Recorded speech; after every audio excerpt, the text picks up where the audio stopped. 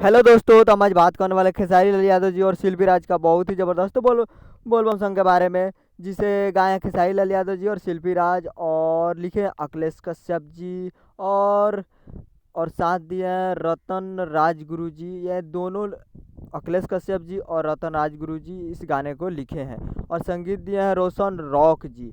जिस सॉन्ग का नाम है गजेरी बलम, जो कि आपको स्क्रीन के ऊपर दिखाई दे रहा है। और इसे गाए हैं खेसारी लाल यादव जी और शिल्पी राज।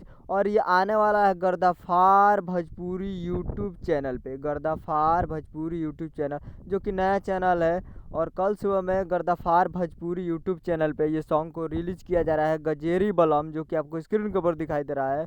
तो जाइए और कल सुबह में इस सॉन्ग को सुनिए गर्दाफार भोजपुरी यूट्यूब चैनल पे। तो उम्मीद कर रहा वीडियो अच्छा लगा हो तो चैनल को सब्सक्राइब करके बेल आइकन प्रेस कर दीजिए, ताकि ऐसे ही खेसारी लाल यादव जी के लेटेस्ट न्यूज़ लाते रहें। मिलते हैं अगले वीडियो में, तब तक के लिए जय हिंद, जय भोजपुरी। जाइए और गर्दाफार भोजपुरी यूट्यूब चैनल पर जाकर सुनिए और प्यार दीजिए।